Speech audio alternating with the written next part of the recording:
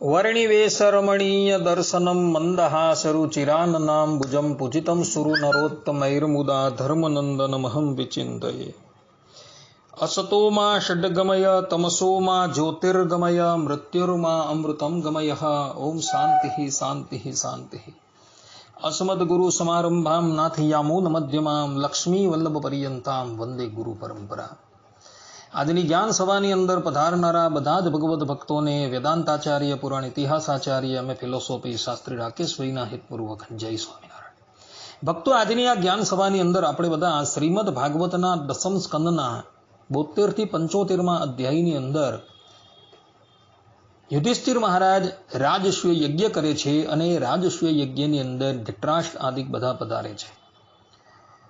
તો આજની આ જ્ઞાન સભાની અંદર આપણે બધા આ ધૃતરાષ્ટ્રના પૂર્વજન્મ વિશે કેટલીક વાત જે છે એ શ્રવણ કરશું.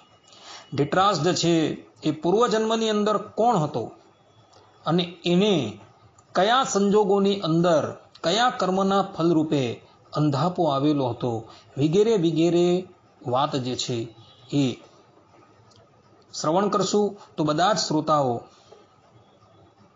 એકાગ્ર મને કરીને આ પ્રવચન જે છે એ શ્રવણ કરે અને એને આત્મસાત કરી લે. સર્વપ્રથમ ધૃતરાષ્ટ્ર એટલે શું? ધૃતરાષ્ટ્રનો અર્થ શું થાય? તો કોષની અંદર ધૃતરાષ્ટ્ર શબ્દની વ્યાખ્યા કરતા કોષકાર કહે છે કે તે દેશ જેનો રાજા સારો હોય એને ધૃતરાષ્ટ્ર કહેવામાં આવે. અને બીજો અર્થ કરેલો છે કે જે રાષ્ટ્રનો રાજા અત્યંત દ્રઢ હોય એને ધૃતરાષ્ટ્ર કહેવાય. શાસ્ત્રકારો ધૃતરાષ્ટ્ર શબ્દનો ત્રીજો પણ અર્થ કરે છે કે ધૃત એટલે કપટી, રાષ્ટ્રની સાથે જે કપટ કરે તેને ધૃતરાષ્ટ્ર કહેવામાં આવે. આ પ્રમાણેનો અર્થ પણ મહાત્માઓએ કરેલો છે. અને પાંડુ શબ્દનો અર્થ શું થાય? તો જે સહેજ પિત્ત વર્ણનો હોય તેને પાંડુ કહેવામાં આવે. આ પ્રમાણેનો અર્થ કોષની અંદર કરવામાં આવેલો છે. ધૃતરાષ્ટ્ર પૂર્વજન્મની અંદર પણ એક રાજા હતો. એક સમયની વાત છે, એ શિકાર કરવાને અર્થે પોતાના સેવકોને લઈ વનમાં ગયો. અને વનની અંદર એક નદી હતી અને નદીની અંદર એક હંસ પોતાના 100 બાળકોની સાથે વિહાર કરતો હતો. ધૃતરાષ્ટ્રએ પોતાના સેવકોને આજ્ઞા કરી કે આ હંસને અને એના બાળકોને મારી પાસે લાવો. એટલે સેવકો એ હંસને અને એના બાળકોને પકડીને ધૃતરાષ્ટ્રની પાસે ઉપસ્થિત કરે છે. અને ધૃતરાષ્ટ્ર પેલા હંસને અને એના બચ્ચાને મારી નાખે છે. એમાં જે હંસ હતો એ હંસની આંખ ફોડી નાખે છે અને એના બાળકો જે છે એને મોતને ઘાટ ઉતારી દે છે. અને પેલા હંસને પણ એ મોતને ઘાટ ઉતારી દે છે અને પછી એ એનું ભક્ષણ કરી જાય છે. અને એ ધૃતરાષ્ટ્ર પોતાના કર્મને લઈને આ જન્મની અંદર અંધ થયો હતો. અને પેલા હંસના બાળકો જે હતા ને એ જ બાળકો આ સમયે એના 100 દીકરા તરીકે પ્રગટ થયા. કર્મના ફલ મનુષ્યને જન્માંતરે પણ ભોગવવા પડે છે.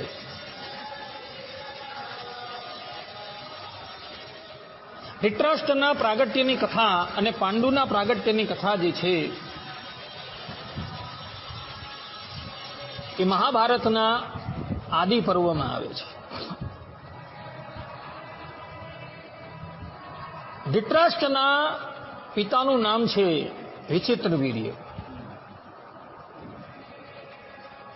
વિચિત્રવીર્યના લગ્ન જે છે એ કાશીરાજની કન્યા અંબિકા અને અંબાલિકાની સાથે થયા હતા. ગંગાપુત્ર ભીષ્મએ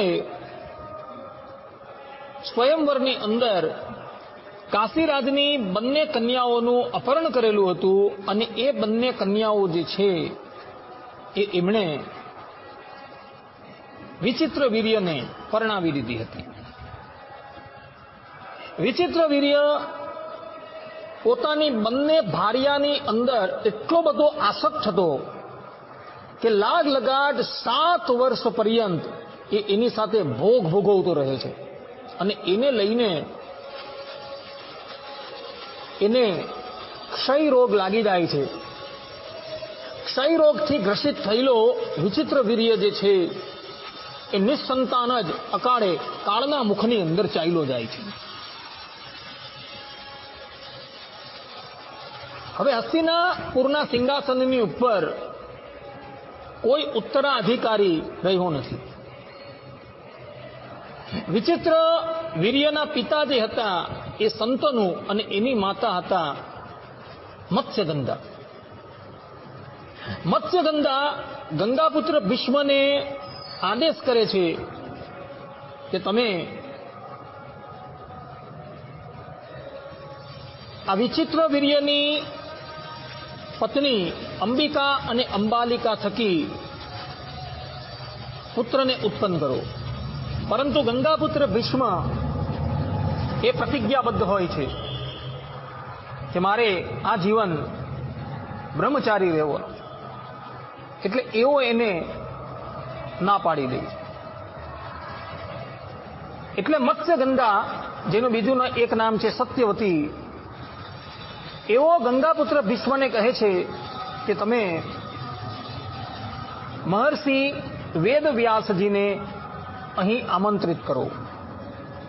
કારણ કે મહર્ષિ વેદવ્યાસજી જે છે એ પણ સત્યવતીના પુત્ર હતા. મહર્ષિ વેદવ્યાસજીનું પ્રાગટ્ય પરાશર થકી થયું હતું.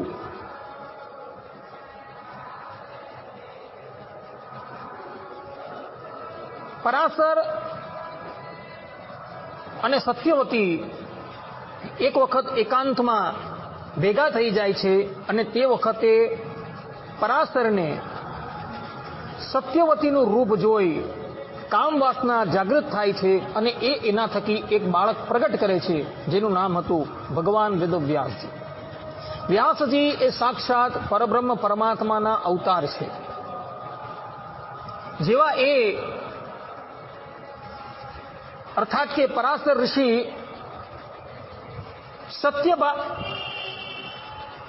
સત્યવતીના ગર્ભની અંદર પોતાના બીજનું આરોપણ કરે છે, તેવા જ માતા સત્યવતી એક બાળકનો પ્રસવ કરે છે અને એ બાળકને લઈને પરાશર ઋષિ જે છે એ જતા રહે છે. એ બાળક જેવો પ્રગટ થાય છે એવો જ મોટો થઈ જાય છે અને જતા જતા સત્યવતીને કહેતો જાય છે કે જ્યારે પણ તમને મારી જરૂર હોય ત્યારે મને યાદ કરજો.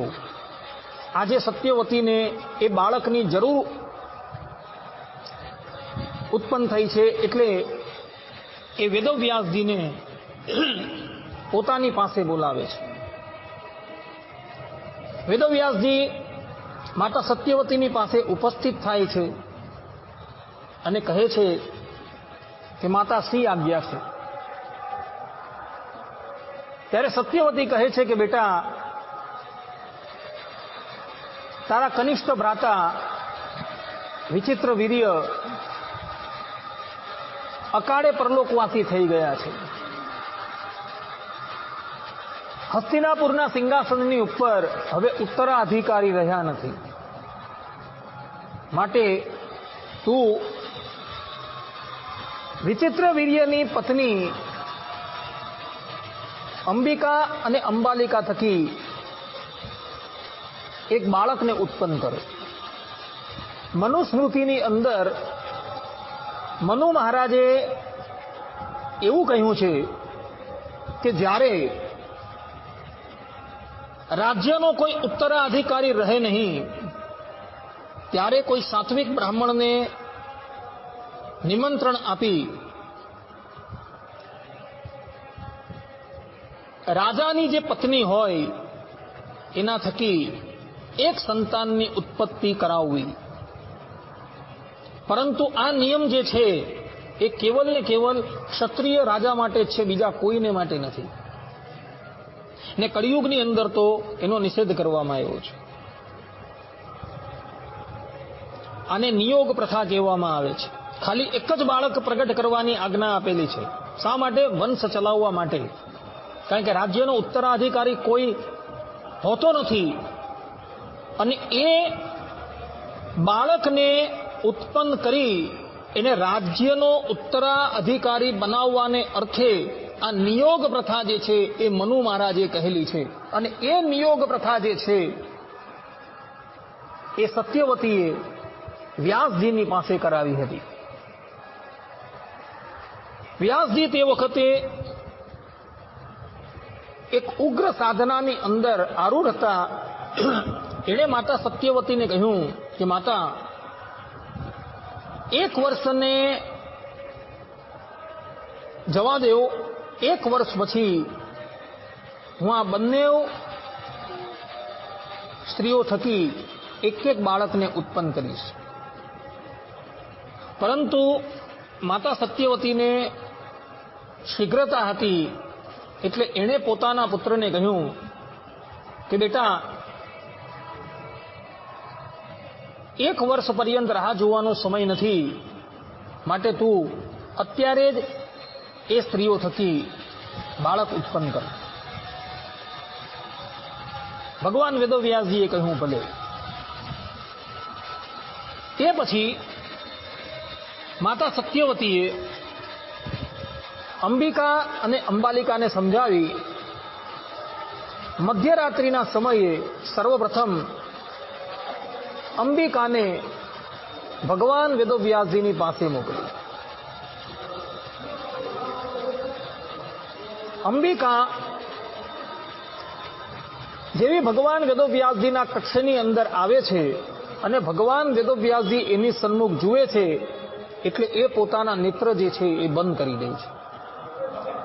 એનું કારણ એ હતું કે વ્યાસજીનું ઉગ્ર તેજ જે છે એ જોઈ શકતી નથી અને એને લઈને એ નેત્ર બંધ કરી દે છે. અને વ્યાસજી એની અંદર ગર્ભારોપણ કરી દે છે. ગર્ભારોપણ થયા બાદ ભગવાન વેદવ્યાસજી માતા સત્યવતીની પાસે આવે છે અને એને કહે છે કે અંબિકા થકી જે બાળક પ્રગટ થશે એ નેત્રહીન હશે. એનું કારણ એ છે કે અંબિકા જે છે એ અંબિકા ગર્ભધાન વખતે પોતાના નેત્ર જે છે એ બંધ કરી ચૂકી હતી અને એટલે માટે એ સંતાન જે છે એ નેત્રહીન આવશે. ત્યારબાદ માતા સત્યવતી જે છે એ અંબાલિકાને ભગવાન વેદવ્યાસજીની પાસે મોકલે છે. અંબાલિકા જે છે એ ભગવાન વેદવ્યાસજીની પાસે આવે છે. એ નેત્રબંધ નથી કરતી, પરંતુ ભગવાન વેદવ્યાસજીનું ઉગ્ર તેજ જોઈને એ ફિક્કી પડી જાય છે, પાંડુ વર્ણની થઈ જાય છે. અને એવી અવસ્થાની અંદર ભગવાન વેદવ્યાસજી એની અંદર ગર્ભધાન કરે છે. ભગવાન વેદવ્યાસજી ગર્ભધાન કર્યા બાદ માતા સત્યવતીની પાસે આવે છે અને સત્યવતીને કહે છે કે આ જે બાળક આવશે એનું સ્વાસ્થ્ય જે છે એ યથાર્થ ન હશે, એ પિત્ત વર્ણનો રહેશે. માતા સત્યવતી વિચારવા લાગ્યા કે પહેલો બાળક નેત્રહીન, બીજો બાળક જે છે એ રોગી આવવાનું. તો હવે શું કરવું? એટલે એ પોતાના પુત્રને કહે છે કે બેટા,